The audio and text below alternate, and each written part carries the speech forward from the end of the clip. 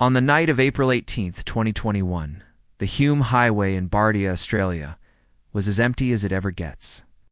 The sun had set hours ago, and the only lights came from the occasional car and the distant glow of Sydney to the north. Mitch Kuhn was behind the wheel, his mother in the passenger seat, both tired but content after a long day at a racing event. The road stretched ahead, dark and endless, as they made their way back to Gold Coast City. Mitch was towing a large toy hauler, and his speed hovered around 60 miles per hour, about 96 kilometers per hour. The hum of the engine and the steady rhythm of the tires on the asphalt were almost hypnotic.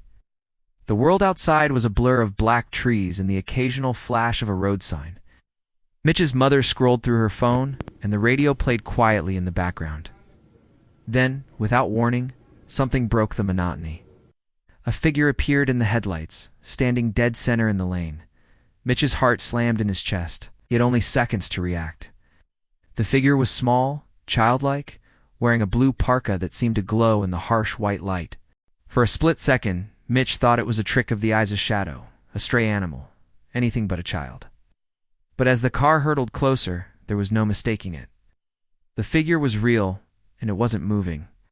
Mitch's instincts screamed at him to swerve, to slam on the brakes, but with the heavy trailer behind him, any sudden move could mean disaster. The car would jackknife, the trailer could flip, and both he and his mother could be killed. He gripped the wheel, braced himself, and kept the car steady, praying he wouldn't hit the child. The moment stretched out, every second, feeling like an eternity. The headlights washed over the figure, and for a brief, terrifying instant, Mitch saw the child's face, pale eyes wide, mouth slightly open as if caught mid-breath. Then, just as quickly, the car passed by. Mitch felt the trailer shudder as it missed the figure by mere inches. He slammed on the brakes, heart pounding, and pulled over to the shoulder. His mother was already dialing emergency services, her hands shaking. She told the operator what they'd seen: a child, alone, in the middle of a highway at night. The operator's voice was calm, reassuring. "Patrols would be sent out immediately," she said. "Stay where you are," she said. "Help is on the way." But as they waited, the fear didn't fade. If there really was a child out there, he could be hit by another car at any moment. Mitch replayed the scene in his mind over and over, searching for any detail he might have missed. Was it really a child? Was it a trick of the light? The dashcam had been running the whole time. Checked the footage, and there it was. A small figure, blue parka, standing motionless in the road. Unable to sit still, Mitch called the police again at 8:29 p.m., offering the dashcam footage. This time, the officer on the line told him something different. They said a child matching the description had been found and was being returned home. Relief washed over Mitch and his mother. The fear and guilt that had been gnawing at them eased. They drove home, shaken but grateful, and Mitch posted about the incident on Facebook, sharing his relief and the dashcam video. But the story didn't end there. As the video spread online, people began to ask questions. The New South Wales Police Department released an official statement. No child had been found on the highway that night. According to their report, officers had searched the area for nearly 8 hours, combing the roadside, checking nearby properties, and even searching the surrounding bushland until almost 4 a.m. They found nothing, no child. No footprints, no sign that anyone had been there at all. Mitch was stunned. He replayed the dashcam footage again and again, showing it to friends, family, and anyone who was there. The figure was there, clear as day. Other drivers who passed through the area that night reported nothing unusual. The police insisted their search was thorough. The operator who told Mitch the child had been found was never identified. Speculation ran wild. Some said it was a case of miscommunication, that the officer on the phone had misunderstood the situation. Others wondered if a parent had found the child and taken him home before police arrived. Some even suggested darker possibilities: a kidnapping, a runaway, or something more sinister. But the questions didn't stop there. How did a child end up in the middle of a highway, miles from the nearest town after dark? Why was he standing so still, as if waiting for something? And if he was never found, what happened to him? To this day, the case remains unsolved. The dashcam footage is still online, a chilling reminder of that night. Mitch says he still thinks about it, especially when driving late at night. Sometimes when the road is empty and the world is quiet, he wonders if he'll see that blue parka again, standing in the headlights waiting. On the night of May 8, 2021, the roads near Belmont, Michigan, were empty except for a single car winding its way along Packer Drive northeast, close to the banks of the Rogue River. Inside, Molly Peralez, known online as Pissed Pasta, was returning from a night out with her friends and roommates. It was just after 2:30 a.m., and the group was tired, laughing about the night's events, eager to get home. The road was dark, the only light coming from the car's headlights and the occasional flicker of a distant street lamp. The river ran alongside the road, hidden by trees and thick undergrowth. As they rounded a bend, the laughter in the car died away. Someone in the back seat gasped. There, in the middle of the road, was a figure crawling. At first, it didn't seem real. The figure was low to the ground, moving in a way that was almost animalistic.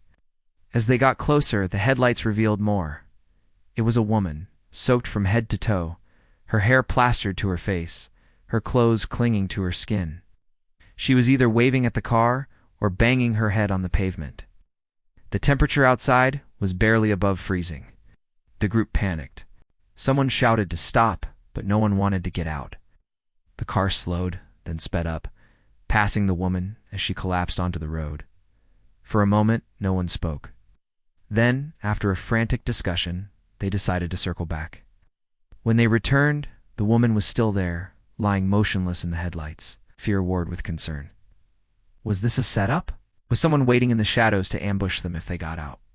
Or was this woman truly in need of help? They made the decision to call 911, staying in the car with the doors locked. The dispatcher promised help was on the way. Within minutes, first responders arrived. The woman was barely conscious, shivering uncontrollably.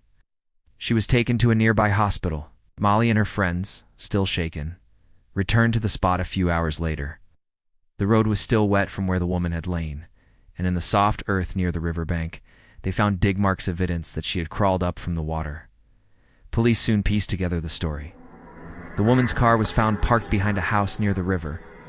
She had likely fallen into the water on the east side, and managed to swim across, dragging herself up the bank and onto the road just minutes before Molly's group passed by. But the story didn't end there. In the days that followed, neighbors came forward with strange reports. One person had seen the woman earlier that night, wandering between houses, asking for help but refusing assistance. Another reported that she had walked into their home, calling out, "Hello, hello, hello," before leaving as suddenly as she'd arrived. She seemed lost, confused, and frightened.